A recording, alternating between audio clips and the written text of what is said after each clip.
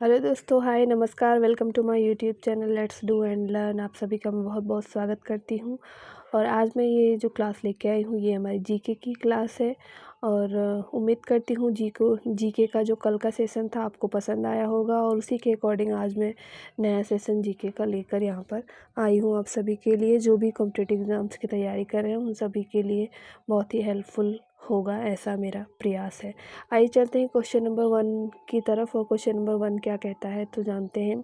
Question number 1 कहता है, तंत्र मंत्र कौन से वेद में संग्रहित है। यानी तंत्र मंत्र की जो विद्या है वो कौन से वेद में संग्रहित है। तो आइए जानते हैं इसका उत्तर। तो तंत्र मंत्र की जो विद्या है वो कौन से वेद में है, तो वो अथर्ववेद में है। यानी कि अथर्ववेद में इसके बारे में बताया गया है।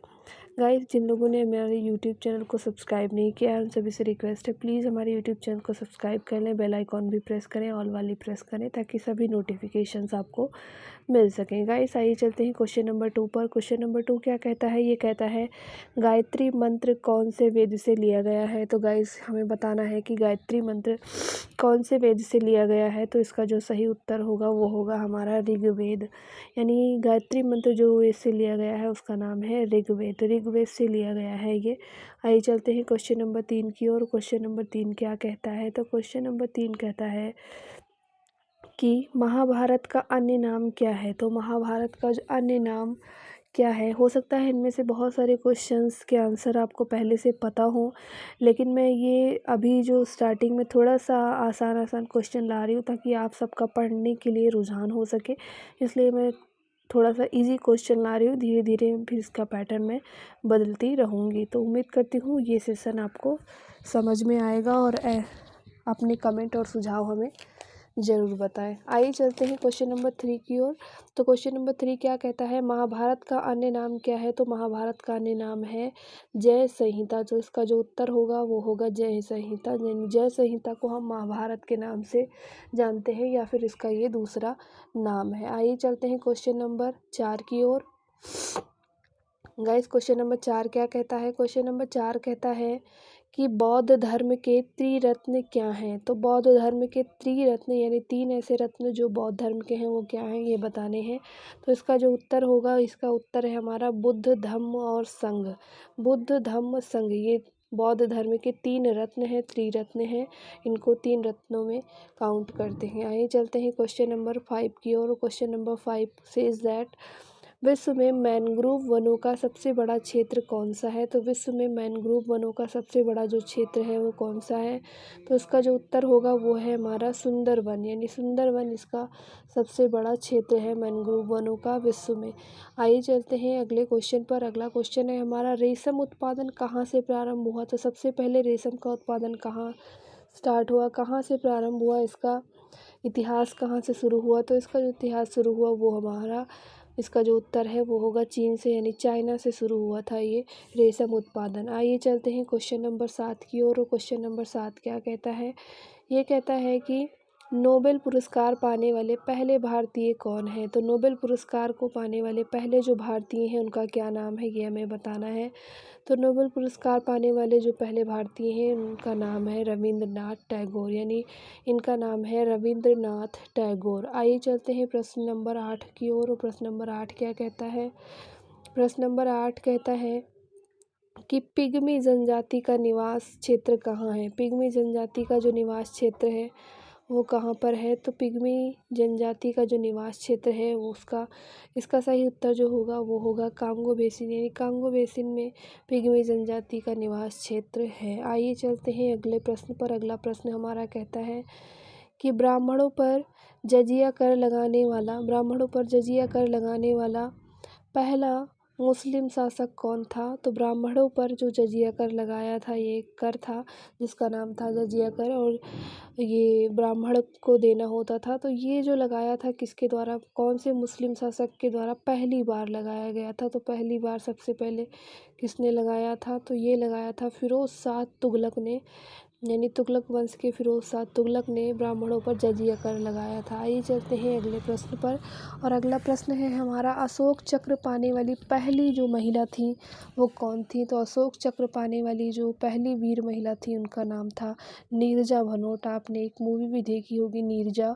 तो नीरजा, ये वही नीरजा हैं। इनको मरणोपरांत यानी मरने के बाद 1987 यानी 1987 में मरने के बाद नीरजा भनोट को अशोक चक्र प्राप्त हुआ था, यानी इनको ये मिला था। आइए चलते हैं अगले प्रश्न पर। अगला प्रश्न हमारा कहता है कि SMS, आप जानते हैं संदेश आप भेजते हैं, SMS भेजते हैं, तो SMS का मीनिंग क्या होता है?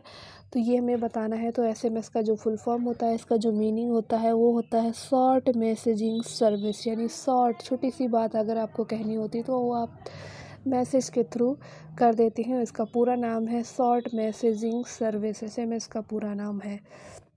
आइए चलते हैं अगले प्रश्न पर। अगला प्रश्न है हमारा, पल्स पोलियो के टीके का अन्वेषण किसने किया था? गाइस क्वेश्चन एक बार फिर से पढ़ते हैं। पल्स पोलियो के टीके का अन्वेषण यानी खोज किसने की थी? जो पल्स पोलियो जो 2 बूंद ज़िंदगी की जो पिलाई जाती है उसका खोज किसने किया था? तो इसका जो उत्तर है वो है हमारा जॉन ई सॉल्क। सॉल्क साहब ने किया था पल्स पोलियो के टीके का अन्वेषण यानी खोज किया था। आइए चलते हैं प्रश्न नंबर 13 की ओर। प्रश्न नंबर 13 क्या कहता है?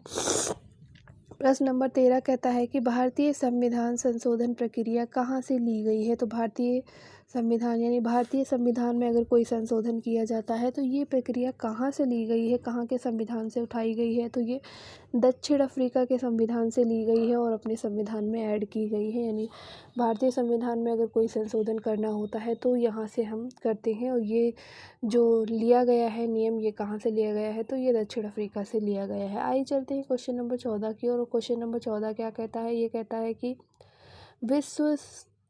विषुवतीय प्रदेशों में कैसे जलवायु होती है, यानी कि वहाँ की जलवायु कैसी होती है?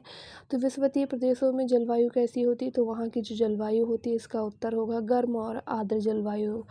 यानी कि आर्द्र का मतलब वहाँ पर आर्द्र यानी नमी टाइप रहेगी और वहाँ की जलवायु जो होगी वो गर्म होगी। आइए चलते हैं क्वेश्चन नंबर 15 की ओर, 15 की ओर। आप सभी हो सकता है इस क्वेश्चन को पहले पढ़ चुके हों, लेकिन यहाँ पर एक बार फिर से जान लेते हैं कि प्रोटीन का पाचन कौन सा एंजाइम करते हैं? तो प्रोटीन का पाचन जो एंजाइम करते हैं उनका नाम है ट्रिप्सिन। और ये ट्रिप्सिन क्या करता है? ये ट्रिप्सिन क्या होता है कि ये इनएक्टिव फॉर्म होता है और जब ये एक्टिव होता है तो काइमोट्रिप्सिन बन जाता है, जो प्रोटीन के पाचन के लिए बहुत ही हेल्पफुल होता है। आइए चलते हैं क्वेश्चन नंबर 16 की ओर। क्वेश्चन नंबर 16 क्या कहता है? ये कहता है कि जादू टोना का संबंध कौन से वेद से है? तो जादू टोना का संबंध जिस वेद से है उसका क्या नाम है? तो इसका नाम है अथर्ववेद। जादू टोना का संबंध अथर्ववेद से है। आइए चलते हैं क्वेश्चन नंबर 17 की ओर। क्वेश्चन नंबर 17 कहता है कि राष्ट्रीय ध्वज की डिज़ाइन किसने बनाई थी?